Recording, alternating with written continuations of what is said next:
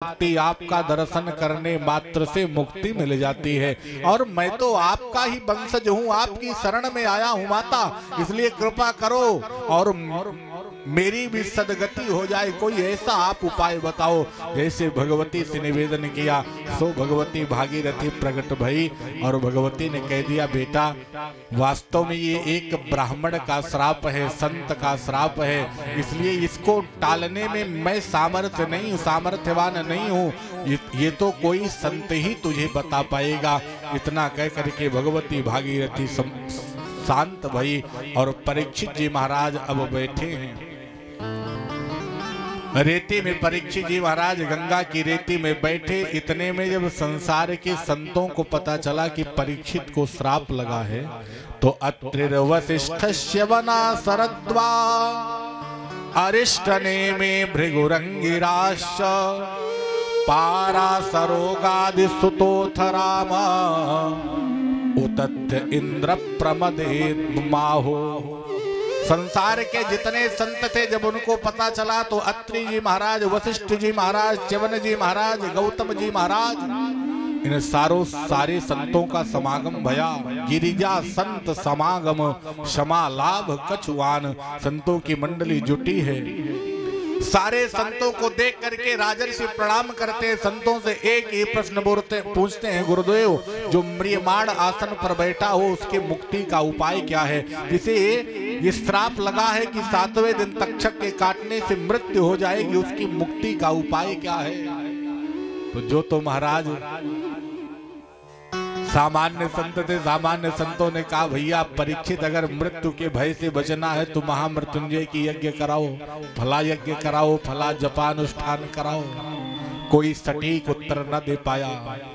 इतने में कंदरा में बैठे थे सुखदेव जी महाराज। सूत जी महाराज कहते हैं, महर्षियों अब पावन समय आया। और सुखदेव जी को जैसे पता चला कि परीक्षित को ये श्राप लगा है, सुखदेव जी ने सोचा कि अब मुझे चलना चाहिए परीक्षित के पास। और जैसे मन में विचार आया वैसे परीक्षित जी के मध्य सभा में सुखदेव जी महाराज प्रकट भये कि तत्रा भवद भगवान व्यास पुत्रो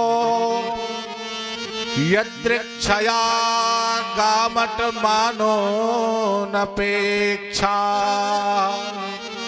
अलक्षलिंगो निज लाभ तुष्टो वृतस्य बालैर अवधूत बेसा। तत्रा भवद भगवान व्यास पुत्रा, तत्र माने वहां पर, अभवत माने प्रकट भय। कौन? भगवान व्यास पुत्र, भगवान व्यास के पुत्र सुखदेव जी वहां प्रकट भय। स्वरूप कैसा है? तो कहते हैं कि अलक्षलिंगो निज लाभ तुष्टो वृतश्च बालैर अवधूत बेसा। शरीर पर केवल एक कौपीन पहने हैं और उस कौपीन को पहन करके आ रहे हैं। शरीर से जो महाराज सुंदरता झलक रही है, उस सुंदरता को देख करके बड़े बड़े कामदेव भी लज्जित हो जा रहे हैं। ऐसा दिव्य सौंदर्य अमृत महर्षि का प्रकट भय। जितने संत जन बैठे थे सारे संत खड़े होकर के सुखदेव जी महाराज का प्रणाम करने लगे। सुखदेव जी को प्रणाम करके सारे संतों ने शुकाचार्य को आसन दिया है। सूत जी महाराज तो यहां तक विवेचन करते हैं भैया कि सुखदेव जी की ये आदत थी कि जब रहते थे कंदरा में, पेट भरने के लिए जब भिक्षाटन करते थे तो गोदोहने, जितना एक गोदोहन में समय लगता है गृहस्थों के यहाँ जाते उतनी देर तक खड़े रहते। 5 घरों में भिक्षाटन करते, भिक्षा मिल जाता तो सही, न मिल जाता तो वापस आ जाते। प्रेम से भजन करते थे। आज भी वृंदावन के कुछ संत ऐसे हैं महाराज, केसी इत्यादि घाट पे जो संत जन निवास करते हैं, 2-3 संतों को तो मैं स्वयं जानता हूं कि आज भी वो एक दिन भिक्षाटन करते हैं। जो रोटी मिल जाती है उसी को सुखाते हैं और सुखा करके उसी को भिगो करके सुबह खाते हैं। 1 हफ्ते तक एक रोटी से काम चलाते हैं और वो रोटी का टुकड़ा खा करके आज भी भजन करते हैं। न विश्वास हो मेरे साथ में चलना, मैं दरस आपको कराऊंगा। बोलो राधे राधे। सुखदेव जैसे परमहंस कोटि के महात्मा हैं, केवल अच्छा देखिए, कुछ लोग खाने के लिए जीते हैं, कुछ लोग खाने के लिए जीते हैं, और कुछ लोग तो केवल भजन करने के लिए जीते हैं। और परमहंस कोटि के महात्मा शुकाचार्य हैं, केवल भजन करने के लिए जी रहे हैं। आए पदार्पण भया सारे संतगण, जबकि सुखदेव जी के पिता पाराशर इत्यादि भी बैठे हैं उस सभा में, लेकिन फिर भी खड़े होकर के सब स्वागत कर रहे हैं। जानते हैं क्यों? क्योंकि ज्ञान में जो श्रेष्ठ हो वही वास्तव में श्रेष्ठ माना जाता है। धन वृद्धा बल वृद्धा आयु वृद्धास्तथैव च ते सर्वे ज्ञान वृद्धाश्च किंकिरा यस्य किंकिरा। कोई धन में बड़ा हो, बल में बड़ा हो, आयु में वृद्ध हो, उसे बड़ा नहीं कहते, जो ज्ञान वृद्ध हो बड़ा उसे माना जाता है। सुखदेव जी तो महाराज परमहंस कोटि के महात्मा हैं। जैसे पधारे सारे संतगण ऋषिगण खड़े होकर के शुकाचार्य का स्वागत करते हैं। हरि की कथा सुनाने वाले तुमको लाखों प्रणाम। और प्रणाम करते हुए परीक्षित को इशारा किया, बेटा ज्यादा देर तक ये ठहरने वाले महात्मा नहीं है, क्योंकि जो अच्छे महात्मा होते हैं उनका समय मिल जाना मिल पाना मुश्किल होता है, इसलिए यथाशीघ्र इनको आसन दो और आसन पर बिठा करके केवल इनसे अपने काम का प्रश्न करो। जैसे संतों ने इशारा किया, परीक्षित जी महाराज ने शुकाचार्य भगवान को आसन दिया है, दिव्य पूजन किया है। और पूजन करने के बाद राजर्षि परीक्षित सुखदेव जी महाराज का समय न गवाते हुए और परीक्षित जी महाराज ने अब सुखदेव जी से प्रश्न किया कि एसाम संस्मरणात् पुंसाम सत्या शुद्ध्यन्ति वै गृहा। महाराज, जिसको 7 दिन में मरने का श्राप हो उसकी मुक्ति का उपाय क्या है? क्योंकि अतः पृच्छामि संसिद्धिं योगिनां परमं गुरुम् पुरुषस्य यत् कार्य म्रियमाणस्य सर्वथा। परीक्षित जी कहते हैं, महाराज जो सर्वथा म्रियमाण हो, म्रियमाण आसन पर बैठा हो, उसकी मुक्ति का उपाय क्या है? परीक्षित जी ने यहाँ पर प्रश्न अपने लिए नहीं किया, अपितु सारे संसार के लिए प्रश्न किया। अपने लिए करते तो इतने करते, महाराज मुझे सर्प से कैसे मैं बच सकता हूँ, इतना आप उपाय बता दो कि सर्प के काटने से मैं बच जाऊं। लेकिन यहाँ पर ये नहीं कहा, यहाँ पर कहा महाराज म्रियमाणस्य सर्वथा। जो म्रियमाण व्यक्ति हो, म्रियमाण आसन पर बैठा हो, 7वें दिन तक्षक के काटने से मृत्यु होने वाली हो, उसकी मुक्ति का उपाय क्या है? क्योंकि हमारी आप सबकी 7 दिन में ही मृत्यु होनी है। सोम से लेकर के रवि तक यही 7 दिन निर्धारित हैं। इसी में एक दिन, एक समय, एक घड़ी आएगी जिस समय हमको भी जाना है। आया है सो जाएगा, राजा रंग फकीर। कोई सिंहासन चढ़ चला तो कोई बंधा जंजीर। जाना तो महाराज सबको है। परीक्षित जी महाराज ने जैसे प्रश्न किया, महाराज कि 7 दिन में जिसकी मृत्यु सुनिश्चित है उसकी मुक्ति का उपाय क्या है प्रभु आप बताइए। और जैसे परीक्षित जी के वचन को शुकाचार्य ने सुना, सुखदेव जी का हृदय एकदम आह्लादित हो गया, गदगद हो गया। और अब सुखदेव जी महाराज बोलना यहाँ से प्रारंभ करते हैं। सुख उवाच। सुखदेव जी महाराज कहते हैं, अरे राजन, क्या तुमने अद्भुत राजन प्रश्न किया है। तुमने अपने लिए प्रश्न न करके बल्कि सार्वभौम तुमने प्रश्न किया है राजन। जगत का कल्याण कैसे हो, क्योंकि राजन इसी में जगत का कल्याण है और वही जगत कल्याण की बात तूने पूछी है राजन, इसलिए इसका उत्तर तो बहुत मस्ती में मैं दूंगा, ध्यान दे करके सुनो। सुखदेव जी कहते हैं कि वरीयाने सते प्रश्न कृतो लोकहितो नृपा आत्मवित् सम्मतः पुंसाम श्रोतव्यादिषु या परः। सुखदेव जी महाराज के मुख से पहला शब्द निकला, वरीयानेसते प्रश्नः कृतं लोकहित नृप। पहला शब्द निकला वकार। वकार जो शब्द होता है वो ब्रह्म का बीजाक्षर शब्द है। वह शब्द ब्रह्म का प्रतिपाद्य शब्द है। अच्छा देखिए, आप घर से कथा में अगर मूली खा कर के आओगे तो डकार आएगी, तो मूली की ही डकार आएगी, जो अंदर रहेगा वही बाहर निकलेगा। सुखदेव जी महाराज निरंतर ब्रह्म की साधना करने वाले हैं, ब्रह्म का ही निरंतर भजन करते हैं, इसलिए उत्तर में पहला शब्द भी निकल रहा है। तो वकार ब्रह्म का बीजाक्षर शब्द सुखदेव जी के मुख से निकला। सुखदेव जी कहते हैं कि वरीयाने सते प्रश्न कृतो लोकहितम नृप। हे राजन, तेरा प्रश्न तो राजन जगत का सर्वश्रेष्ठ प्रश्न है। वरीयानेस सर्वश्रेष्ठ प्रश्न है। क्यों सर्वश्रेष्ठ है? क्योंकि कृतो लोक हितम नृप। हे राजन, लोक हित का तेरा प्रश्न है। इसी में तो सारा संसार बंधा पड़ा है। सारा संसार ये समझ ही नहीं पा रहा है कि जीव को करना क्या चाहिए, उसकी मुक्ति का साधन क्या है। राजन,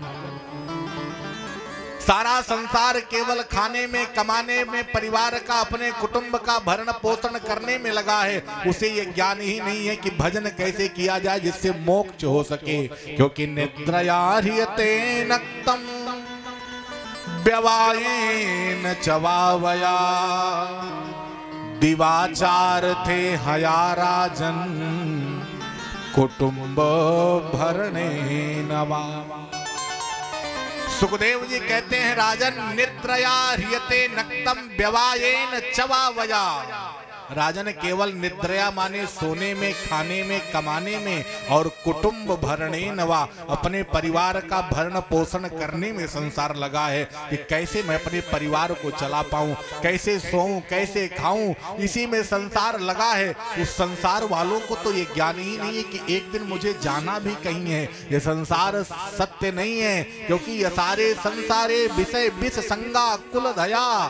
संसार का मतलब ही होता है संसरत इति संसारा, जो प्रत्येक क्षण सरक रहा है उसी का नाम संसार है। जीव ये समझ ही नहीं पाता है कि जीव को करना क्या चाहिए। तूने क्या प्रश्न किया है राजन?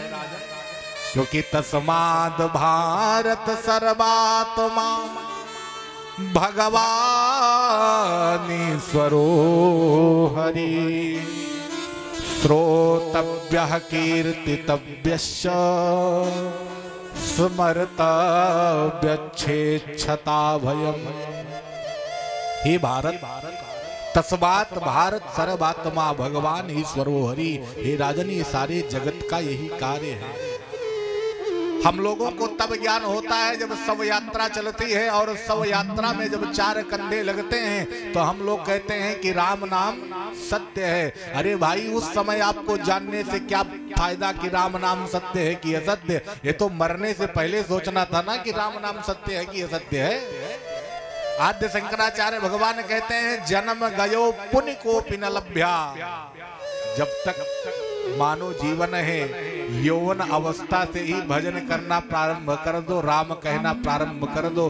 क्योंकि यौवन में यदि भजन करना प्रारंभ कर दोगे तो आपकी निश्चित रूप से ऊर्ध्वगति हो जाएगी। और यदि ये सोचो कि कुछ लोग कहते हैं महाराज अभी क्या बीता, अभी तो बुढ़ापे में खूब भजन करेंगे, लेकिन बुढ़ापे में जब दांत नहीं रहेगा और कहोगे राम तो निकलेगा आम, ऐसे शब्द से क्या फायदा भाई? बोलो राधे राधे।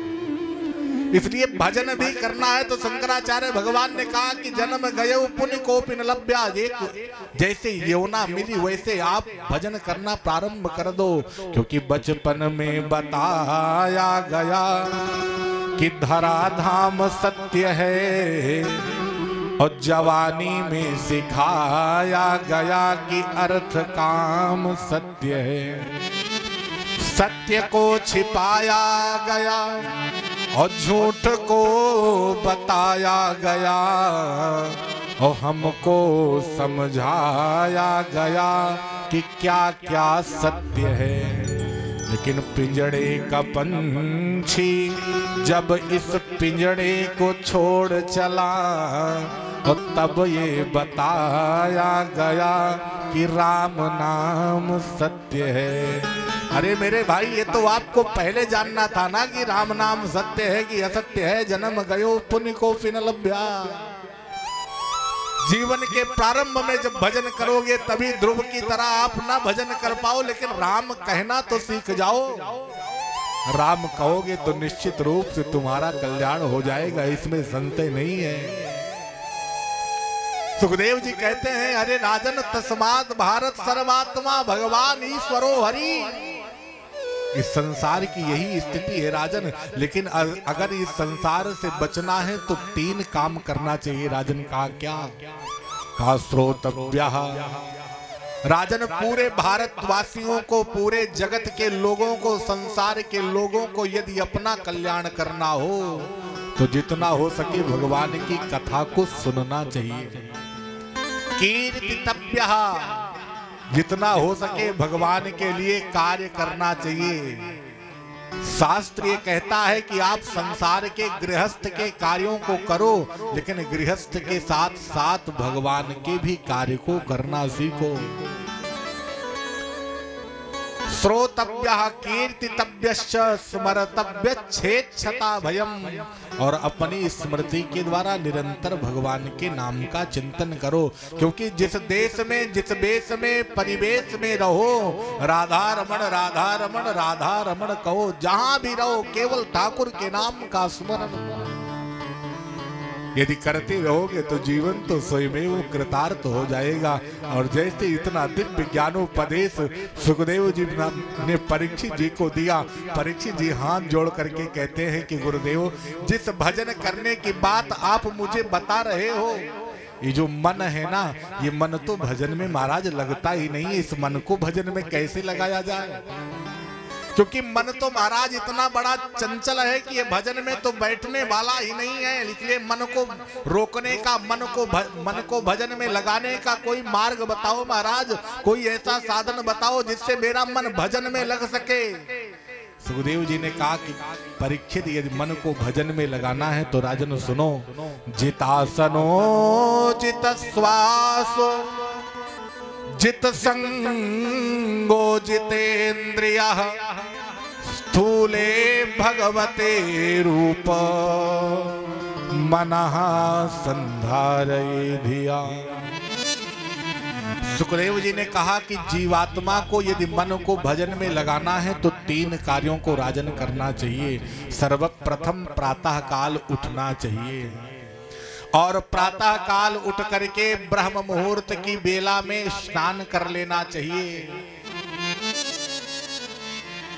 पहले के समय में हम लोग उठते थे तो अपनी हथेली को देख करके मंत्र पढ़ते थे। कराग्रे वस्ते लक्ष्मी कर मध्य सरस्वती कर बोले स्थितो ब्रह्मा प्रभाते कर दर्शनम।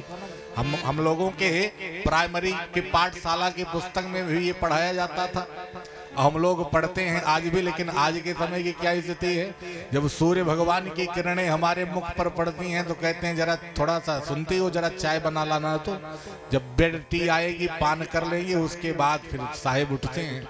धरती माता को हम प्रणाम करते थे, प्रातः काल उठते थे तो धरती को प्रणाम करते थे। अब उससे कोई मतलब ही नहीं है, ना हमारा संयम है ना हमारा नियम है। ये समझ ही नहीं पा रहे कि हमारा कल्याण होगा तो कैसे होगा। सुखदेव जी ने कहा कि राजन, अगर मन को बस में करना है तो जितासनो, प्रातः काल उठ करके स्नानादिक कर्म करके और एक आसन पर बैठ करके उस ब्रह्म का जीव को चिंतन करना चाहिए। चिंतन करना कैसे चाहिए? बोले जितासनो जित श्वासो। प्राणायाम के द्वारा अपनी श्वास को ब्रह्मरंध्र में समाहित करके और तब उस ब्रह्म का चिंतन करना चाहिए राजन। लेकिन इतनी सहजता से भी ये राजन नहीं होगा। तो परीक्षित जी ने कहा होगा कैसे महाराज? कहा उसके लिए जित संगो, उसके लिए तो आपको पहले संग अपना जीतना पड़ेगा, पहले अपना संग अच्छा करना पड़ेगा। क्योंकि व्यक्ति के जीवन में संस्कार ही मुख्य होते हैं महाराज। संग हमारा अच्छा रहेगा, संतों का संग रहेगा तो भगवत भजन करना आएगा, दुष्टों का संग रहेगा तो दुष्टता करना आएगी। व्यक्ति के जीवन में 5 जगह से संस्कार आते हैं। पहला स्थान है माता का गर्भ। जब बालक मातृ गर्भ में रहता है और माताएं उस समय यदि भगवान का भजन करेंगी, मानस का पारायण करेंगी, तो उनका जो बेटा होगा वो भगवान का भक्त पैदा होगा, अथवा ज्ञानवान पैदा होगा, बुद्धिजीवी पैदा होगा। और आजकल वाली जो हैं वो महाराज लगा लेती हैं, कौन कौन से वो चैनल हैं उसमें अपना नाच गाना बजाना चलता है। तो नाच गाना बजाना यदि आप देखोगी तो आपका बलको भी नचनीय पैदा होगा। बोलो राधे राधे। इसलिए गर्भगत रहो तो भगवान का चिंतन करो। और दूसरा स्थान होता है कि आप पिता का कुल कितना अच्छा है, पिता का खानदान कितना अच्छा है, पिता संस्कारवान कितना है। अब पता चले पिताजी शाम को लगा के 2 ढक्कन आते होंगे तो उसका संस्कार तो बच्चे पर भी पड़ेगा ना। और तीसरा संस्कार मिलता है हमारे जीवन में कि हमारे मित्र साथी कितने अच्छे हैं। अगर विद्यालय के समय में हमारे जो मित्र होते हैं अच्छे पढ़े लिखे होते हैं तो ज्ञान की चर्चा करते हैं। पढ़े लिखे को आप बनाओगे तो पढ़े लिखे वाली बात करेगा, और मूर्ख का संग करोगे तो मूर्खता वाली बात करेगा। अरे क्या करोगे पढ़ लिख के भैया, आओ 2 बार तंबाकू बनाएगा, आपको भी खिलाएगा और स्वयं भी खाएगा, दूसरे दिन से आप भी खरीद के खाने लगोगे। बोलो राधे राधे। इसलिए आपके जीवन में मित्र कितने अच्छे हैं ये आपके ऊपर है। और चौथा संस्कार आता है कि अपने जीवन में आपने गुरु, कितने अच्छे गुरु का चयन किया है। क्योंकि गुरु का मतलब होता है गु माने अंधकार, रु माने होता है प्रकाश। जो अंधकार की तरफ से प्रकाश की तरफ ले जाए उसी का नाम है गुरु। यदि जीवन में अच्छे गुरु का हम आप चयन करेंगे, क्योंकि गुरु बिनु भव निधि तरई न कोई, जो बिरंच शंकर सम होई। गुरु यदि अच्छा रहेगा तो हमारा तरण तारण अवश्य हो जाएगा। और जब हर जगह से, चारों जगह से संस्कार बच जाएंगे तो किसी संत के सन्मुख, किसी व्यासपीठ के सन्मुख आप चले जाना, और वहां जब जाओगे तो वहां पर भगवान के भजन के बारे में बताया जाएगा। कुछ ना कुछ अच्छी बातें आपको बताई जाएंगी, और थोड़ा भी यदि आपके हृदय में वो बात बैठ गई तो आपका कल्याण हो जाएगा। लेकिन समस्या ये है महाराज कि हम अपने बच्चों को सब कुछ तो देना चाहते हैं, इंग्लिश मीडियम से पढ़ाना चाहते हैं, लेकिन बाबा बनने नहीं देना चाहते। एक जगह हमारी कथा चल रही थी, एक बच्चा जैसे कथा प्रारंभ होती वैसे शुरू में आ जाता, और आकर के जब तक भजन चलता, कथा चलता, खूब मस्ती में सुनता। एक दिन उसके बाबा कथा के बीच में आए और बीच में आकर के उस बालक को अपने पीटते हुए घर तक लेकर के गए। दूसरे दिन हम लोग सुबह के समय टहल रहे थे, तब तक वो बाबा जी दिखाई पड़ गए। हमने कहा बाबा जी कथा के बीच में आप अपने बालक को मार क्यों रहे थे? कहे महाराज इसलिए मार रहा था क्योंकि मैं डर रहा था कि आपकी कथा सुन करके कहीं आपकी तरह ये बाबा न बन जाए। तो हमने कहा आप क्यों कथा सुनने आते हो? कहे महाराज इसलिए सुनने आता हूं कि मैं कथा सुनते सुनते एकदम पक चुका हूं। हमने कहा मतलब? कहे महाराज मतलब ये कि चाहे जितना आप सुनाओ हमारे पल्ले कुछ पढ़ने वाला नहीं, हिया से सुनी थी हिया से निकाल दी थे। और ये बालक है अभी, इसकी बाल्यावस्था, ये सुन लेगा। ध्रुव की बात आप बता रहे थे तो कहीं ये भजन करने न निकल जाए। हमने कहा बालक आपका चोर डकैत बन जाए वो चलेगा, लेकिन संत बन जाए ये नहीं चलेगा। संतों के प्रति सम्मान हो जाए ये आपसे बर्दाश्त नहीं होगा। लेकिन खैर, आप अपने बालकों को भी यदि कथा में लेकर के जाओगे, जो हर जगह से संस्कार बच जाएगा वो कथा के मध्य में जब आएगा तो कुछ ना कुछ ऐसी बातें यहाँ से मिलेंगी अवश्य, कि अगर एक भी बात दिमाग में प्रवेश कर गई तो उसी में उसका कल्याण हो जाएगा। बोलो राधे राधे। सुखदेव जी कहते हैं राजन इसलिए जित संगो, जब हमारा संग अच्छा होगा और तब हम जितेंद्रिय बन पाएंगे, तब प्राणायाम होगा, और प्राणायाम जब होगा तब हमारी इंद्रियां हमारे बस में होंगी, और इंद्रियों में रहने वाला जो मन है वो भी हमारा बस में हो जाएगा, और भगवान का स्वयमेव भजन होने लगेगा। इस प्रकार से बड़ा दिव्य सार गर्भित महाराज उपदेश देना सुखदेव जी प्रारंभ करते हैं परीक्षित जी महाराज को। परीक्षित जी कहते हैं महाराज लेकिन मेरी मुक्ति कैसे होगी? सुखदेव जी कहते हैं अरे भैया परीक्षित तेरे पास में तो 7 दिन का समय है। इक्ष्वाकु वंश में एक राजा हुए महाराज खटवांग, उनको तो मुहूर्तात् सर्वमुत्सृज्य गतवान भयम हरिमु। महाराज खटवांग को एक निमिष मात्र पहले पता चला, एक क्षण पहले, कि तुम्हारा काल राजन सामने खड़ा है, अपनी मुक्ति का उपाय कर लो। और एक क्षण के समय में महाराज खटवांग ने अपनी मृत्यु को मंगलमय बना लिया था और महाराज खटवांग भगवान के परम धाम चले गए थे। खटवांगात् दीर्घ बाहुष्य रघुस्तस्मात् पृथुस्रवा। राजन, जब महाराज खटवांग को निमिष मात्र में मोक्ष हो सकता है तो तुम्हारे साथ में पास में तो राजन 7 दिन का समय है। तू क्यों घबराता है? तेरा मोक्ष तो होना ही होना है, इसमें तनिक भी संशय नहीं है, जरा भी संशय नहीं है राजन। जैसे राजर्षि से इतने सुंदर शब्दों में सुखदेव जी ने कहा, परीक्षित जी का हृदय एकदम गदगद हो गया। अरे वाह गुरुदेव, आपकी तो जो भाषा शैली है, जो आपका उत्तर है, इसको तो सुन करके एकदम मुझे पूर्णतम विश्वास हो गया है कि अब तो मेरी मुक्ति हो ही जाएगी, अब तो मुझे मोक्ष पद प्राप्त हो ही जाएगा, इसमें संशय नहीं है। अच्छा देखिए, डॉक्टर जितना अच्छा होता है, रोगी उतनी जल्दी स्वस्थ होता है। अभी आपके पास में कोई सामान्य रोग हो, डॉक्टर के पास आप चले जाओ और डॉक्टर साहब अपना मुख लटका के कहते हैं, क्या बताऊं, आपका जीना ज्यादा दिन तक संभव नहीं है, कुछ ही दिन के आप मेहमान हो, ले जाओ सेवा करो। इतना डॉक्टर साहब कर दिए तो रोगी ना भी मरने वाला होगा तो हार्ट अटैक आ जाएगा, मर जाएगा। बोलो राधे राधे। और कदाचित डॉक्टर साहब कहते हैं कि अरे भैया कैंसर जैसी भयंकर बीमारी हो, और फिर भी डॉक्टर साहब कह देंगे कि अरे भैया क्यों घबराते हो, ऐसी दवा चलाऊंगा कि आप एकदम चकाचक हो जाओगे, एकदम अच्छे हो जाओगे। तो उस मरीज को अगर 2 महीने तक जीना रहेगा तो कई महीने तक जी जाएगा, जब तक उसकी अवस्था रहेगी। डॉक्टर कितना अच्छा है, रोगी उतनी जल्दी स्वस्थ होता है। परीक्षित जी महाराज के पास में जो डॉक्टर साहब आए हैं, सुखदेव जैसे परमहंस कोटि के महात्मा हैं, मृत्यु की बात पूछी, महाराज मेरा मोक्ष कैसे होगा? और शुकाचार्य ने कह दिया, राजन जब खटवांग की मुक्ति हो सकती है, तेरे पास तो भैया 7 दिन का समय है, तेरी तो मुक्ति होनी ही होनी है, इसमें तनिक संशय नहीं है। परीक्षित जी महाराज का हृदय एकदम गदगद हो गया। वाह महाराज, ऐसा उत्तर आप दे रहे हो कि मैं तो एकदम काल के भय से मुक्त होता चला जा रहा हूं, मुझे तो भय ही नहीं रहा है कि मेरी मृत्यु भी होगी। गुरुदेव आपके चरणों में एक प्रश्न मेरा और है। सुखदेव जी ने कहा, बोलो राजन। परीक्षित जी ने कहा, महाराज जिस संसार में हम आप आकर के बैठे हैं, इस संसार को भगवान बनाते कैसे हैं? इस सृष्टि का संचालन भगवान कैसे करते हैं? इस सृष्टि को भगवान बनाते कैसे हैं, जिसमें हमारा भी जन्म हुआ है और आपका भी जन्म हुआ है?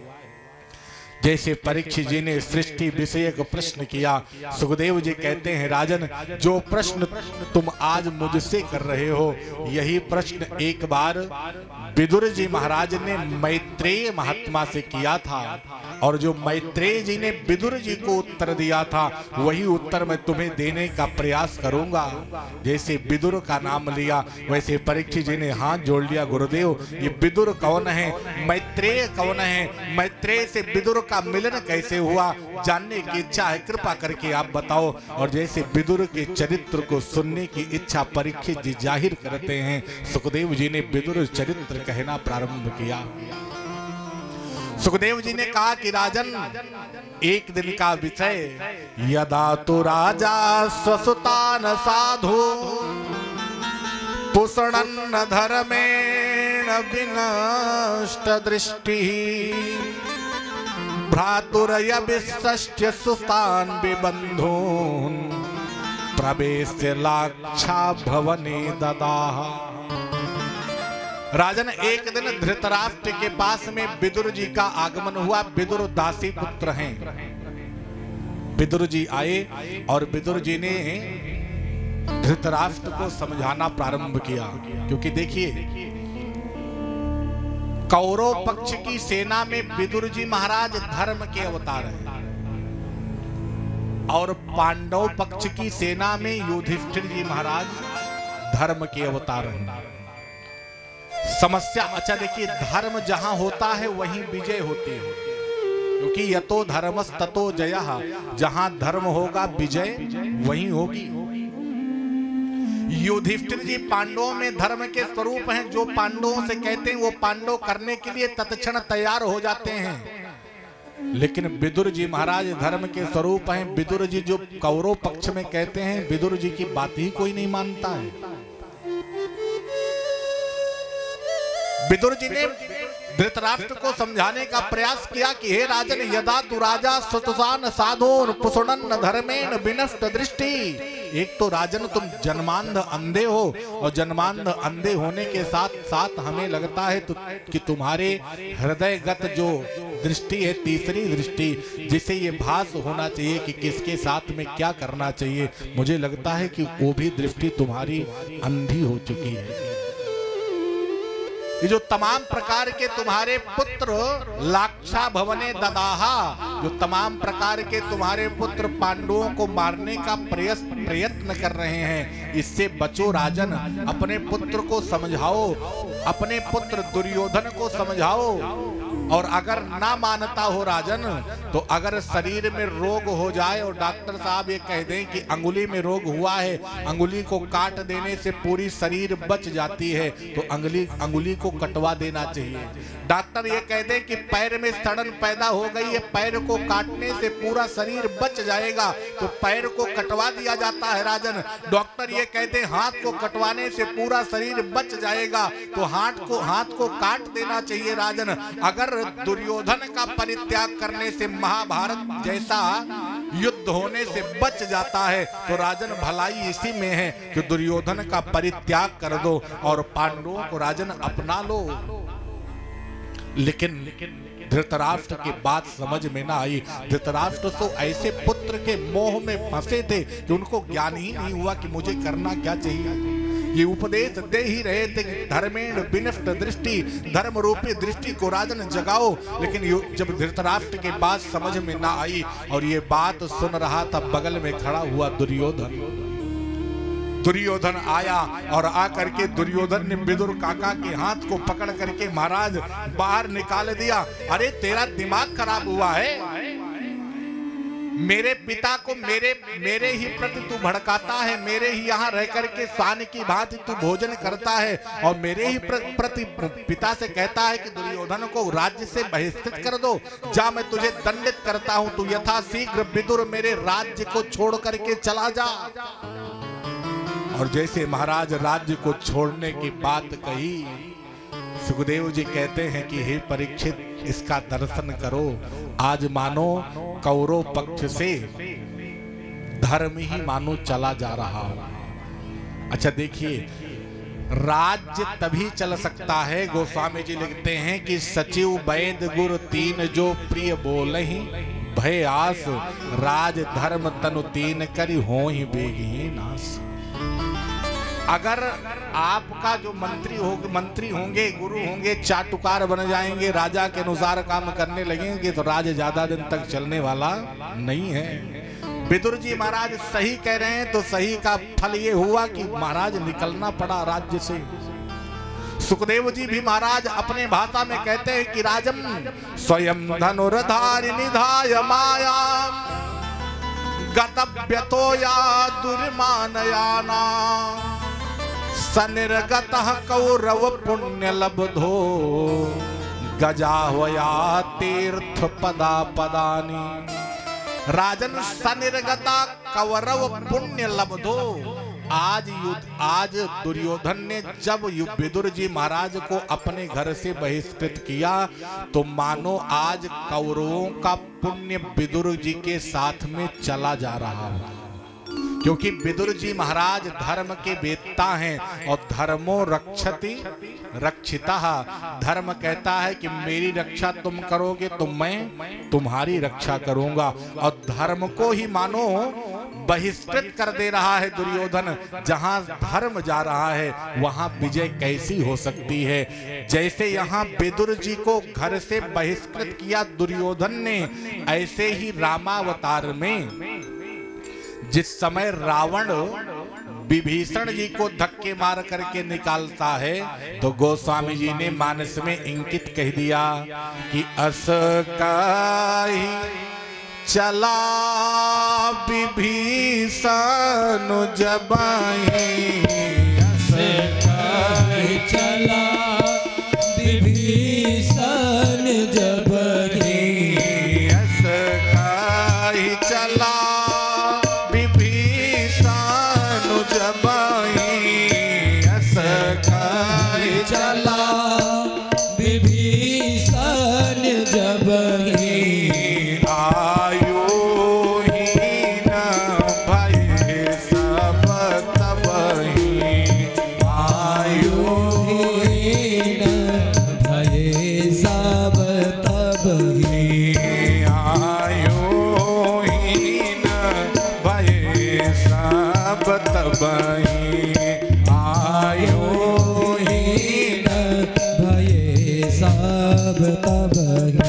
विभीषण जी को जब रावण ने अपने लंकापुरी से धक्का दे करके निकाला, तो गोस्वामी जी ने कह दिया कि अस कहि चला विभीषण जबहि आयुहीन भय सब तबहि।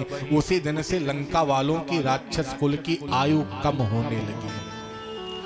और यहाँ विदुर जी को जब धक्के मार करके निकाला गया, तो सा निर्गता कौरव पुण्य लब्धो, कौरवों का पुण्य भी विदुर के साथ में चला गया, और उसी दिन से कौरव सेना की भी आयु कम होने लगी। विदुर जी को घर से बहिष्कृत कर दिया दुर्योधन ने, और विदुर जी महाराज तुम एक पर्णकुटी बना करके बाहर रहने लगे अपनी विदुरानी के साथ में। इधर एक दिन का विषय राजन, भगवान पांडव पक्ष से समझौते के तौर पर आज भगवान का आगमन भया, दूत बनकर, पांडव का दूत बन के भगवान पधारे। हस्तिनापुर में जगह जगह तोरण द्वार, बंधन द्वार सजे, भगवान का दिव्य सिंहासन लगा। उस मंच पर पितामह भीष्म, गुरु द्रोण, गुरु कृपाचार्य, धृतराष्ट्र इत्यादि सब बैठे थे। बीच सिंहासन पर भगवान जाकर के बैठे। और हे राजन, इधर जब विदुर जी महाराज को पता चला, तो विदुर ने विदुरानी से कहा, अरे विदुरानी सुनती हो, आज हमारे आराध्य देव प्रभु द्वारिकाधीश कृष्ण का आगमन हो रहा है, सो मैं उनका दर्शन करने के लिए जाना चाहता हूँ, मुझे आज्ञा प्रदान करो। विदुरानी ने कहा, महाराज लेकिन आप तो राज्य से बहिष्कृत हो चुके हो, मंत्रिमंडल का आपके पास में पद भी नहीं है, अब तो कैसे आप द्वारकाधीश से मिलोगे, क्योंकि वहां पर भीड़ बहुत होगी और उस भीड़ में कैसे तुम्हारा मिलन हो पाएगा। विदुर जी ने कहा, कोई बात नहीं विदुरानी, मैं वहां जाऊंगा, कम से कम उनकी दृष्टि नहीं पड़ेगी, मेरी दृष्टि पड़ जाएगी, और मेरी दृष्टि पड़ जाएगी तो मुझे पूर्ण विश्वास है उन दीन वत्सल की दृष्टि मुझ पर पड़ेगी अवश्य, इसलिए जाऊंगा मैं उन केशव का दर्शन करने के लिए। और भगवान मंच पर आरूढ़ हैं, सारी जनता खड़ी है। विदुर जी भी महाराज का आगमन भया, विदुर जी एकदम पीछे खड़े भये और भगवान का दर्शन करते हैं। भगवान उस रंगमंच पे कहते हैं कि भैया मैं पांडवों की तरफ से मात्र 5 गांव मांगने के लिए आया हूं, 5 गांव दे दो, महाभारत का युद्ध रोक दो। उसी में बैठा था दुर्योधन। दुर्योधन ने कहा कि केशव सूचक्रे नैव दास्यामि बिना युद्धेन केशवा, हे केशव सुई के नोक के बराबर जमीन भी मैं पांडवों को देने वाला नहीं, आप तो 5 गांव देने की बात करते हो, मैं नहीं दूंगा। और जैसे महाराज इतना कहा, ये कार्य खत्म भया। इतने में जब सभा विसर्जन होने लगी, भगवान भी वहां से चलने लगे, दुर्योधन आदि ने कहा कि केशव आज मेरे घर में आप रुक करके भोजन प्रसाद पा करके तब जाना। भगवान को जैसे भोजन खिलाने की बात कही, वैसे भगवान ने कहा, ना भैया दुर्योधन, आज मैं आपके यहाँ भोजन नहीं कर सकता। क्यों नहीं कर सकते? कहा इसलिए भोजन नहीं कर सकता क्योंकि आज मेरा निमंत्रण विदुर काका के यहाँ है। अब जैसे भरे मंच से विदुर के यहाँ निमंत्रण कहा, वैसे विदुर जी महाराज पीछे से हाथ हिलाने लगे, अरे ना केशव, हमने कब आपको निमंत्रण दिया? आप झूठे बता रहे हो कि मेरा निमंत्रण विदुर के यहाँ है। मेरे यहाँ कोई व्यवस्था नहीं है, मेरे यहाँ आना मत आप। भगवान ने कहा हाँ काका मैं समझ रहा हूँ, आप जल्दी चल करके व्यवस्था कराओ, मैं समझ रहा हूँ भोजन आपका तैयार है और मैं आ रहा हूँ पाने के लिए। अरे विदुर जी ने कहा क्या बात करते हैं आप, मैंने आपको कोई निमंत्रण नहीं दिया, फिर भी आप जबरदस्ती भाई निमंत्रण ले रहे हो। भगवान ने कहा ठीक है काका जल्दी चलो, मैं आपके यहाँ पदार्पण कर रहा हूँ। अब तो विदुर जी महाराज दौड़ करके आए विदुरानी के पास। विदुरानी से कहा विदुर जी ने अरे विदुरानी सुनती हो, आज केशव ने तुम कह रही थी कि वो मुझे पहचानेंगे नहीं, उनसे मेरा मिलन कैसे होगा, जानती हो कि आज कितना उन्होंने मेरा सम्मान किया। विदुरानी ने कहा कैसा सम्मान किया? कहा आज वो केशव ने मुझे सम्मान दिया है कि आज तो भरी सभा में मुझे कहा, जब दुर्योधन ने कहा कि आज मेरी माता गांधारी के हाथ का भोजन करके प्रभु जाना, लेकिन भगवान ने कहा कि आज तो मेरा निमंत्रण विदुर काका के यहाँ है, सो कितना सम्मान दिया है मुझे। और जल्दी से तुम व्यवस्था करो, मैं जा रहा हूँ अपने ठाकुर के लिए बाजार से माखन मिश्री लेकर के आऊंगा। और विदुर जी महाराज चले गए। इतने में विदुरानी स्नान कर रही थी, विदुर जी का आगमन, भगवान का आगमन हो गया। भगवान पधारे, दरवाजे पर भगवान खड़े हैं। काकी को जैसे बुलाया, काकी दरवाजा खोलो। विदुरानी ने दरवाजे को खोला। भगवान को देख करके विदुरानी इतना प्रसन्न भई, इतना हृदय गदगद भया, आंखों से सतत विदुरानी के आंसुओं की धारा बह चली। और विदुरानी ने भगवान को बैठने के लिए आसन प्रदान किया, पीढ़ा भी दिया तो उल्टा रख दिया, उसी पे भगवान आरूढ़ हो गए। घर में कुछ है नहीं, स्वागत करने के लिए केले के पत्ते को लेकर के विदुरानी आई हैं। केले के पत्ता सामने रखा। अब घर में तो और कुछ है नहीं, केवल केले पके थे, केलों को लेकर के विदुरानी आई और लेकर के आती हैं, केलों को छीलती हैं, छील करके जो उसके अंदर का फल था वो पत्तल के बाहर रखती हैं, छिलका भगवान के पत्तल में रखती हैं। और सुखदेव जी कहते हैं राजन क्या अद्भुत दर्शन है भगवान का, भगवान आज उस केले के छिलकों को पाते चले जा रहे हो। भगवान केले का छिलका पा रहे हैं और इधर विदुर जी महाराज माखन और मिश्री को लेकर के आए। जैसे विदुरानी को देखा कि विदुरानी तो फल की जगह केशव को केले का छिलका खिला रही है। विदुरानी को 2 बार विदुर जी ने आवाज लगाई, अरे विदुरानी क्या कर रही है, भगवान को तो केले का छिलका खिला रही है, फल तो बाहर फेंक रही है। लेकिन विदुरानी तो इतना निमग्न थी कि विदुरानी को विदुर जी की बात सुनाई ही न पड़ी।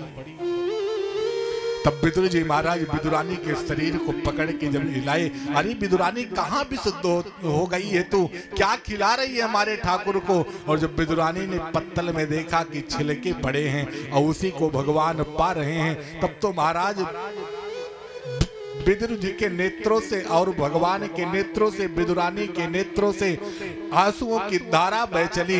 विदुर जी ने कहा कि हे केशव मेरे अपराध को क्षमा कर देना, मेरे इस अपराध को क्षमा कर देना, ये विदुरानी के अपराध को क्षमा कर देना। ये आपको समझ न पाई और आपके पत्तल में फल की जगह ये छिलके को परोस रही है, ये बावली है, इसके अपराध को नहीं नाथ क्षमा कर देना।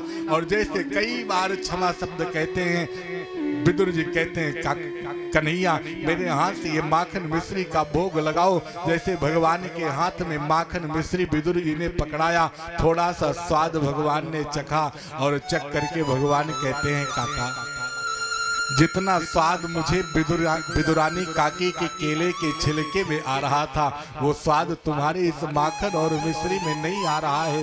ये माखन मिश्री का स्वाद तो केवल गोपियों के उन प्रेम में आता था, जो गोपियां मुझे कहती थी कन्हैया छछिया भर छाछ पे नाच नचावे। कन्हैया से कहती थी कन्हैया जरा ठुमका लगा देना भैया तो तुझे ये माखन मिश्री में खिलाओ। भगवान कहते हैं जो आनंद मुझे वहां गोपियों के माखन मिश्री में आ रहा था, वो आनंद काका आपके इस माखन मिश्री में नहीं है। जो आनंद विदुरानी के छिलके खाने में आ रहा था, काकी के छिलके में आ रहा था, वो आपके इस माखन और मिश्री में काका मुझे स्वाद नहीं आ रहा है। क्योंकि परमात्मा तो कहते हैं कि भाव का भूखा हूं मैं, भाव ही बस सार है, भाव से भजता मुझे तो भव से बेड़ा पार है। भगवान को तो आपके हृदय में उनको पाने के लिए कितनी पवित्र भावना है आपकी। केवल भगवान आपके हृदयगत भावना को देखते हैं। और विदुर जी के उस माखन मिश्र को मानो भगवान ने टुकड़ा दिया हो, विदुरानी के केले के छिलकों में जो ठाकुर को आनंद मिला। क्योंकि परमात्मा कहते हैं जीव मुझे तभी वही जीव मुझे प्राप्त कर सकता है जिसके हृदय में मेरे प्रति भक्ति होती है। भक्त्या तुष्यति केवलम नच गुणै भक्ति प्रियो माधवा। मैं तो केवल किसी की सुंदरता को नहीं देखता, किसी के धन को नहीं देखता, किसी की विद्या को नहीं देखता, मैं देखता हूं तो केवल सिर्फ और सिर्फ उसके भाव को देखता हूं। और एक संत एक लाइन गाते हैं कि जिनके होठों पे हंसी, भगवान कहते हैं कि उसी को मैं मिलता हूं कि जिसके हृदय में सुंदरता होती है, चेहरे पर मुस्कुराहट होती है, मेरे लिए व्याकुल रहता है, उसी पर मैं कृपा भी करता हूं और उसी को मैं मिलता हूं कि जिनके होठों पे हंसी और पाँव में छाले होंगे, जिनके होठों पे हंसी पाँव में छाले होंगे, जिनके होठों पे हंसी पाँव में छाले होंगे, जिनके होठों पे हंसी। सभी लोग बड़ी मस्ती बस वही नाथ तुझे चाहने वाले होंगे, बस वही नाथ तुझे चाहने वाले होंगे, जिनके होठों पे हंसी पाँव में छाले होंगे, जिनके होठों पे हंसी पाँव में छाले होंगे। श्री हरि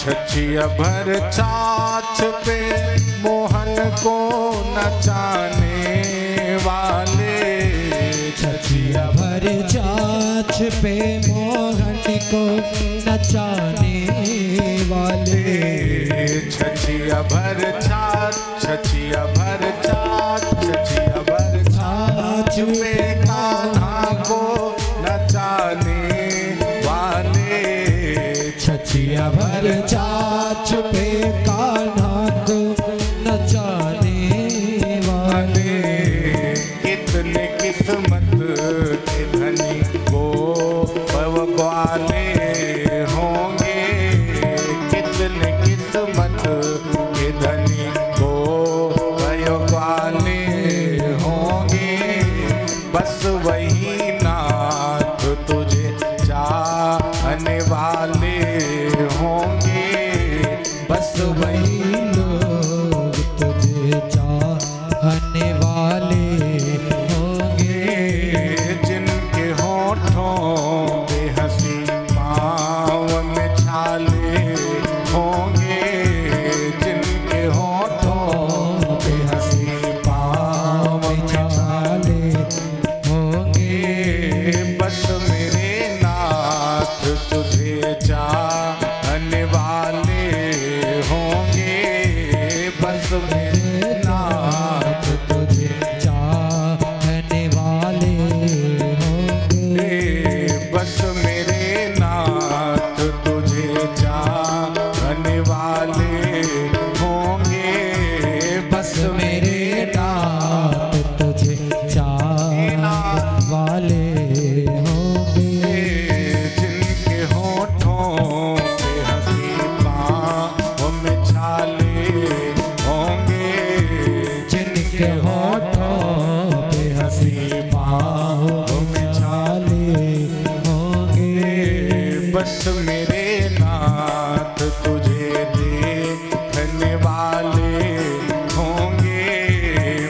मेरे नाथ तुझे देखने वाले होंगे। बोलो भक्त वत्सल भगवान की। इसलिए जिनके होठों पे हंसी पाँव में छाले होंगे, बस मेरे नाथ तुझे चाहने वाले होंगे। परमात्मा तो कहते हैं कि यदि मुझे प्राप्त करना है, मुझ ब्रह्म को प्राप्त करना है, तो आपके हृदय में पवित्रता चाहिए। आपके हृदय में यदि मेरे प्रति भक्ति रहेगी तो भक्त्या तुष्यति केवलम नच गुणै भक्ति प्रियो माधवा। मैं तत्क्षण उस भक्त के हृदय में, उस भक्त के आंगन में प्रकट हो जाता हूँ जिसके हृदय में मेरे प्रति भक्ति रहती है। भगवान ने विदुर काका पर कृपा करी और जाते जाते विदुर से भगवान ने कहा, विदुर जीवन के अंत में यमुना के तट पर उद्धव जी से मिलन कर लेना, तुम्हारा कल्याण होगा। जैसे भगवान वहां से गए हैं, विदुर जी महाराज विदुरानी के साथ में तीर्थाटन के लिए निकले और कलकल निनाद करती हुई कालिंदी के तट पर विदुर जी का मिलन उद्धव जी से भया। उद्धव जी महाराज से जब विदुर जी का मिलन भया, विदुर जी कहते हैं, भैया उद्धव, अहो भाग्य जो आप मेरे पास में पधारे। विदुर जी ने कहा, भैया उद्धव, भगवान कहाँ हैं, कैसे हैं, क्या कर रहे हैं? उद्धव जी ने कहा, क्या बताऊं विदुर जी, आपके यहाँ से लौटने के बाद भगवान कालांतर में अपनी समस्त लीलाओं का संवरण करके और भगवान परम धाम चले गए। लेकिन एक संदेश आपके लिए ठाकुर ने अंतिम में जरूर भेजा था, जीवन के अंतिम में। विदुर जी ने कहा, क्या भेजा था? उद्धव जी ने कहा कि हे काका विदुर, भगवान ने कहा था कि जाकर के भैया उद्धव विदुर से बता देना कि वो जा करके और हरिद्वार में मैत्रेय महात्मा से वो मिलन कर लेगा और उसका उद्धार हो जाएगा। सो मेरी एक निवेदन है आपसे कि आप यथाशीघ्र हरिद्वार जाओ और हरिद्वार में जाकर के मैत्रेय महात्मा तुम्हें गंगा के तट पर मिलेंगे, उन्हीं से तुम मिलन कर लेना और जितने तुम्हारे हृदय में प्रश्न रहेंगे सब उनसे पूछ लेना, तुम्हारा तो सतत कल्याण हो जाएगा। बोल राधा रमण भगवान की जय। जैसे महाराज कहा कि तुम्हारा कल्याण हो जाएगा, वैसे विदुर जी उद्धव जी के प्रश्न, उद्धव जी के उत्तर को सुन करके सीधे विदुर जी महाराज हरिद्वार पधारते हैं गंगा जी के तट पर। टहल रहे थे विदुर जी महाराज, लेकिन हृदय में थोड़ी सी संकोच भी हो रही थी कि मैं कहाँ दासी पुत्र हूँ और मैत्रेय महात्मा कितने विद्वान हैं, पता नहीं मुझे स्वीकार करे कि न स्वीकार करे। लेकिन यहाँ तो गोस्वामी जी ने लिखा है कि जाति पाति पूछे ही नहीं कोई, हरि का भजे सो हरि का होई। अगर आप हरि का भजन करते हो तो उनकी कृपा आप पर अवश्य में वो होगी। विदुर जी महाराज का मैत्रेय महात्मा से गंगा के तट पर मिलन भया और जैसे मैत्रेय से विदुर का मिलन भया, विदुर को देख करके मैत्रेय महात्मा एकदम प्रसन्नचित्त हो जाते हैं। विदुर जी महाराज से कहते हैं कि विदुर, मैं तुम्हारी ही भैया प्रतीक्षा कर रहा था, क्योंकि भगवान ने मेरे कंधे पर तुम्हारे लिए बहुत बड़ी जिम्मेदारी वो छोड़ करके गए हैं, तुमको उपदेश देने के लिए कह करके गए हैं, इसलिए तुम्हारा आगमन भया, मेरा जीवन कृतार्थ भया। विदुर जी महाराज को आसन दिया है मैत्रेय महात्मा ने और जैसे आसन दिया सो विदुर जी महाराज मैत्रेय महात्मा से प्रश्न करते हैं कि गुरुदेव, सुखाय कर्माणि करोति लोको नैते सुखम वान्य दुपारपम में। विदुर जी महाराज मैत्रेय महात्मा से कहते हैं कि नाथ, ये जितना संसार आप देख रहे हो ये सब सुख की सत्ता को पाने के लिए टहल रहा है। विदुर जी कहते हैं कि हे मैत्रेय मुनिवर, आप कृपा करके बताइए कि संसार में सुख कहाँ है, सुख मिलेगा कहाँ? सुख यदि ढूंढा जाए तो सुख मिलता कहाँ है? मैत्रेय महात्मा ने कहा कि हे विदुर, अगर सुख की आकांक्षा है तो सुनो। अगर सुख तुम्हें चाहिए तो भैया वैसे तो इस संसार में कहीं सुख तुम्हें मिलेगा नहीं। न चेन्द्रस्य सुखम किंचित सुखम चक्रवर्ती न। अगर इस संसार में किसी से पूछा जाए कि भैया क्या तुम सुखी हो, तो कोई अपने आप को कभी सुखी नहीं बताता है। किसी धनी व्यक्ति से पूछा जाए भैया क्या सुखी हो, कहेगा ना महाराज मुझसे ज्यादा सुखी तो राजा साहब हैं। राजा साहब से पूछा गया क्या भैया तुम सुखी हो, ना भैया मुझसे ज्यादा सुखी तो इंद्र हैं। इंद्र से पूछा गया क्या तुम सुखी हो, ना भैया मुझसे ज्यादा तो ब्रह्मा जी सुखी है। ब्रह्मा जी से पूछा गया आप सुखी हो, ब्रह्मा जी ने कहा ना भैया मुझसे ज्यादा तो नारायण सुखी हैं। क्योंकि कोई कहे धनवान सुखी, धनवान कहे सुख राजा को भारी, राजा कहे महाराज सुखी, महाराज कहे सुख इंद्र को भारी, इंद्र कहे चतुरानन सुखी, चतुरानन कहे सुख विष्णु को भारी। लेकिन तुलसीदास विचार करे, हरि भजन बिना सब जीव दुखारी। जिससे भी पूछा जाएगा वो कोई ये कहेगा नहीं कि महाराज मैं सुखी हूँ। संसार में सब अपने आप को दुखी ही बताएंगे, क्योंकि हे विदुर जी संसार का नाम ही है दुखालय। ये दुखों से भरा पड़ा हुआ है, प्रत्येक क्षण ये सरक रहा है, इसमें कहीं सुख है नहीं। अगर विदुर तुझे सुख चाहिए भैया तो सुख तो मात्र एक जगह मिलेगा। बोले कहाँ? बोले केवल भगवान की विदुर शरणागति ग्रहण कर लो। जो भगवान की शरणागति में सुख है वो सुख कहीं आपको मिलने वाला नहीं है। बोलो भक्तवत्सल भगवान की। केवल संसार में सुखाय कर्माणि करोतु लोके। हे विदुर अगर सुख की कामना है तो वो सुख तो केवल परमात्मा के श्री चरण में, श्री विग्रह का चिंतन करने में, श्री नाम जपने में जो सुख मिलेगा उस संसार में कहीं सुख तुझे मिल ही नहीं सकता। क्योंकि संसार के तो ये जितने सुख हैं ये इंद्रिय जन्य सुख है। अगर वास्तव में सुख तुझे लेना है तो केवल भगवान का भजन कर, उसी में तुझे सुख मिलेगा। सुख का विवेचन बहुत सुंदर मैत्रेय महात्मा ने किया। पुनः विदुर जी का जब संदेह दूर हुआ तो विदुर जी कहते हैं गुरुदेव कृपा करके आप बताओ इस सृष्टि को भगवान बनाते कैसे हैं? जिस सृष्टि में हमारा आप सब का जन्म हुआ है, इस सृष्टि की रचना भगवान करते कैसे हैं? सुखदेव जी कहते हैं कि हे राजन जो प्रश्न तुमने मुझसे किया था कि सृष्टि को भगवान बनाते कैसे हैं, अब यही प्रश्न मैत्रेय महात्मा से श्री विदुर जी महाराज हरिद्वार में कर रहे हैं। और जो मैत्रेय महात्मा विदुर को सृष्टि विषय को उत्तर दे रहे हैं वही मैं भी तुम्हें देने का प्रयास करूंगा। मैत्रेय जी ने कहा कि विदुर अगर इस सृष्टि विषय पर तुम्हारा प्रश्न है तो सुनो। जब इस संसार में कहीं कुछ बचता नहीं है, समुद्र अपनी सीमाओं को लांग देता है, जड़ायुज अंडज उद्भिज स्वदेज इत्यादि कुछ नहीं बचता है, केवल वो परमात्मा मात्र बचता है। परमात्मा में कौन? नारायण मात्र बचते हैं। क्योंकि नारायण शब्द का मतलब होता है नार माने जल, अयन माने घर, जिसका जल में ही निवास हो उसी का नाम है नारायण।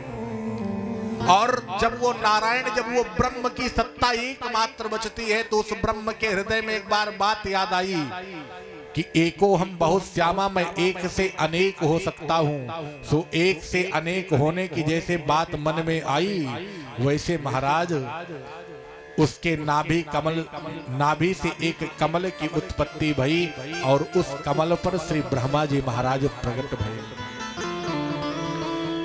ब्रह्मा जी ने देखना प्रारंभ किया कि मेरा जन्म कहां से हुआ, मैं आया कहां से। चारों तरफ देखने का प्रयास किया तो ब्रह्मा जी के चार मुख आ गए। यथा चतुर्मुखो ब्रह्मा सर्वलोक पितामह। ब्रह्मा जी के चार मुख आ गए। फिर भी ब्रह्मा जी जहां तक देखते हैं चारों तरफ जल ही जल दिखाई पड़ता है। ब्रह्मा जी ये समझ ही ना पाए कि मैं आया कहां से।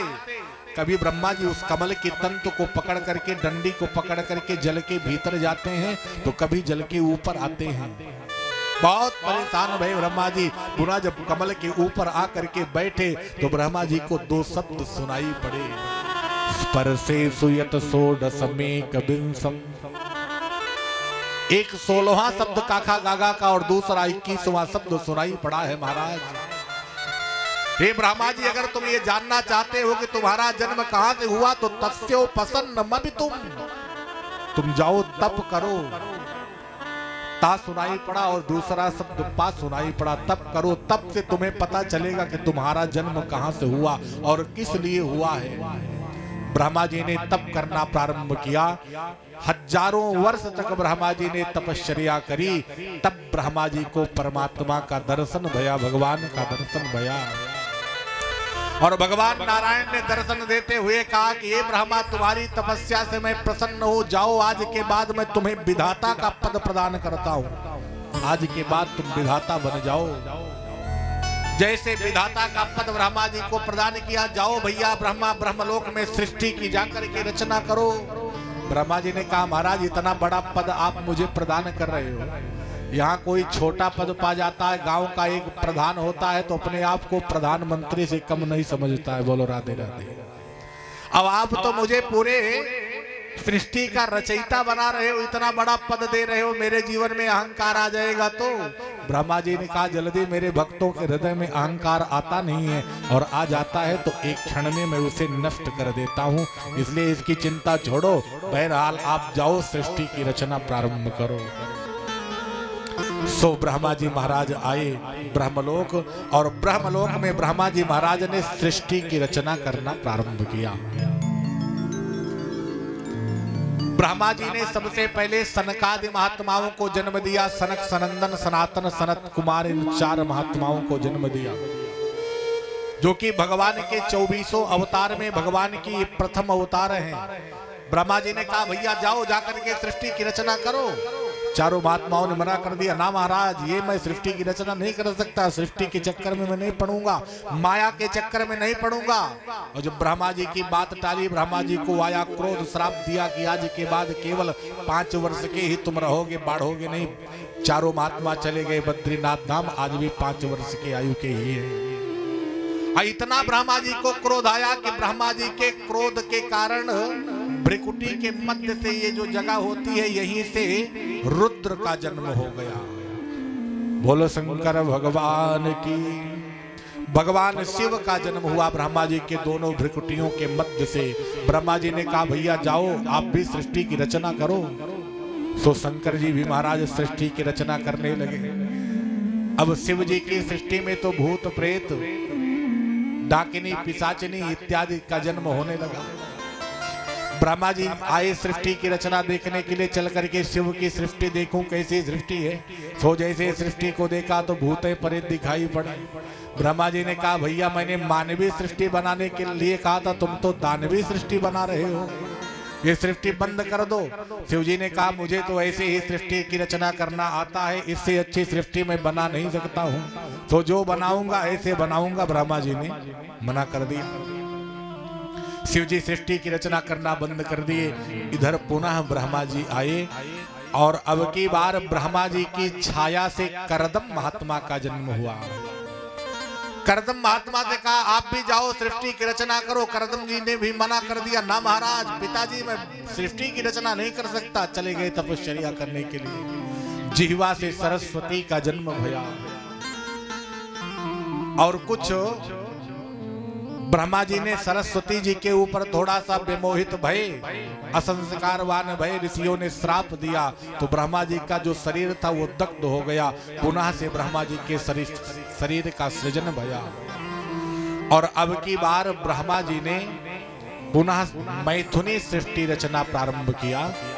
तो दाई कुक्षी से मनु जी महाराज का, और बाईं तरफ से शतरूपा जी को ब्रह्मा जी ने जन्म दे दिया। स्वयंभू अरु मनु शतरूपा, मन शतरूपा को जन्म दिया और कहा, जाइए आप सृष्टि की रचना करना प्रारंभ करिए।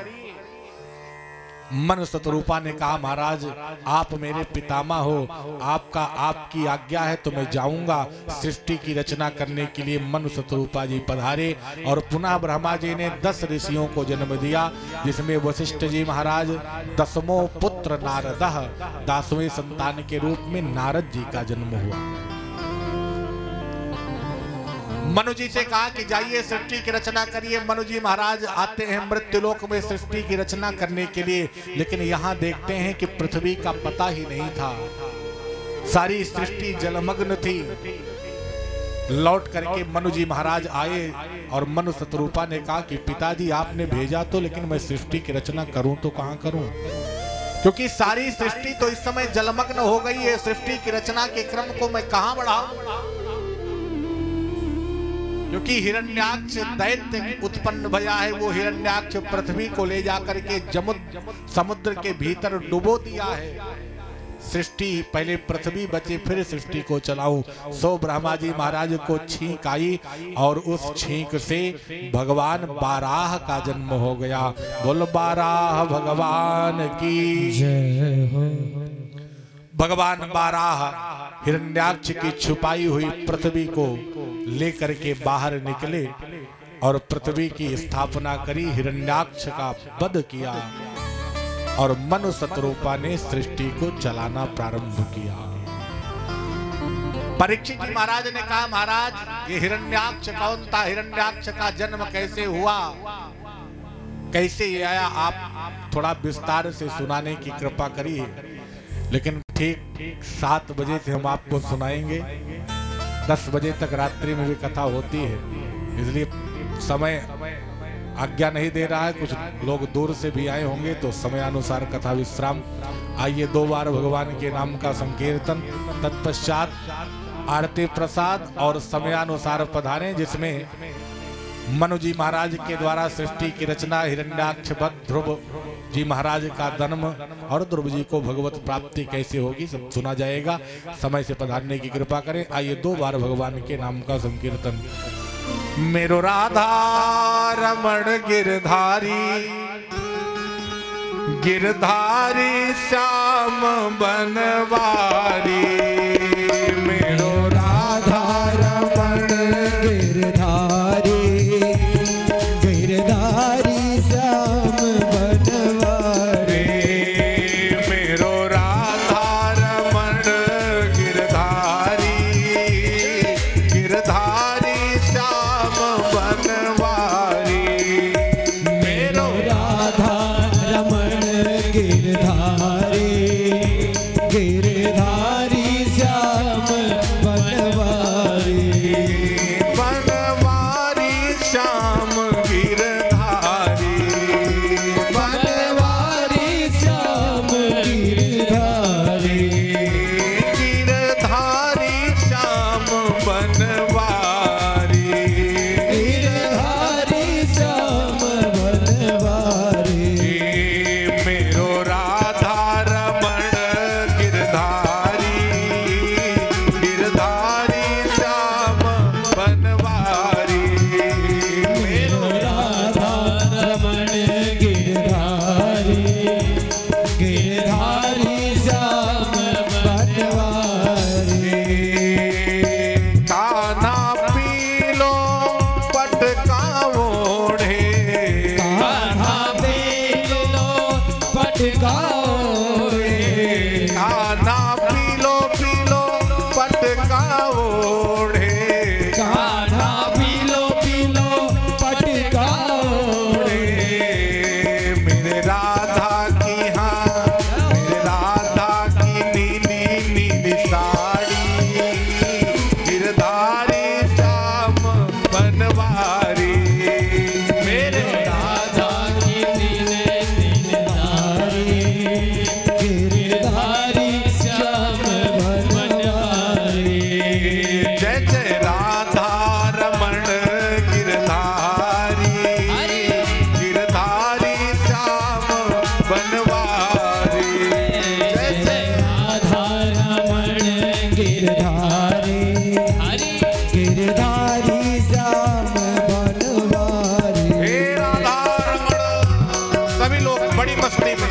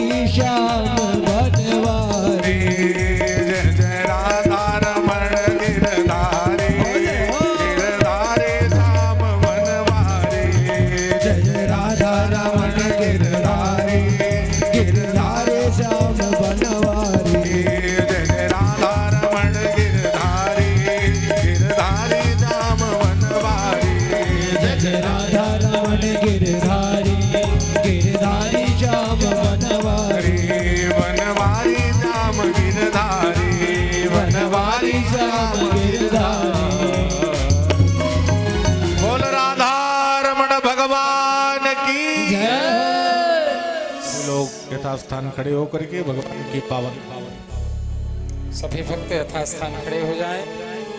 ओम मायदक्को हविः प्रजननं मे अस्तु दशवेरक्को सर्वगणक्को सुस्तये आत्मासनि प्रजासनि पशुसनि लोकसन्नभयसनि अग्निः प्रजां बहुलां मे करोत्पन्नं पयोरेतो असमाशुधत्तो। श्री भाग्य बिहारी तेरी आरती गाऊं, भाग्य बिहारी तेरी आरती गाऊं, हे गिरधारी तेरी आरती गाऊं, हे गिरधारी तेरी आरती गाऊं, आरती गाऊं प्यारे तुमको मनाऊं,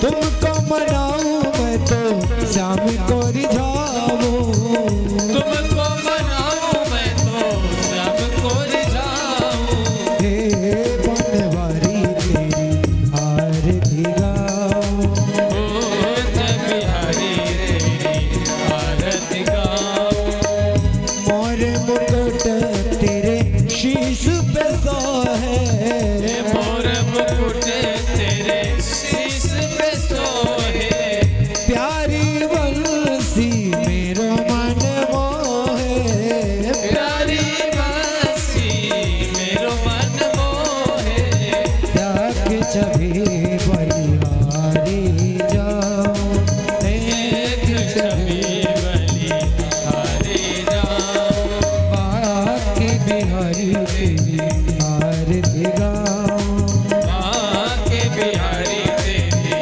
आरती गाऊं, हो प्यास दास जी के नाथ आप हो, व्यास दास जी के नाथ आप हो, सुख दुख जीवन मोहन साथ आप हो, ओ सुख दुख जीवन मोहन साथ आप हो, प्यारी छवि तेरी मन में बसाऊं, प्यारी छवि तेरी मन में बसाऊं, बाकी बिहारी तेरी आरती गाऊं, बाके बिहारी तेरी आरती गाऊं, श्री हरिदास जी के प्यारे तुम हो, श्री हरिदास जी के प्यारे तुम हो, मेरे मोहन जीवन धन हो, मेरे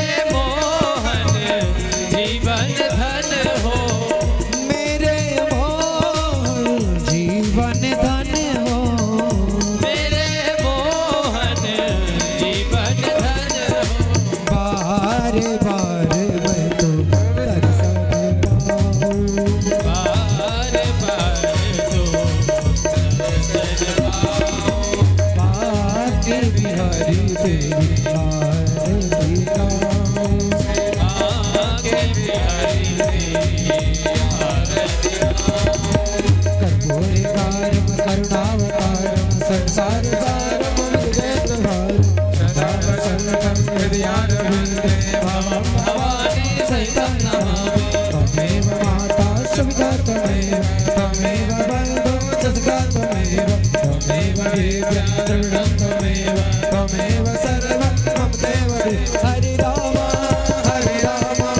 राम राम हरे हरे, हरे कृष्णा कृष्ण कृष्ण हरे हरे, राम राम हरे हरे, कृष्ण कृष्ण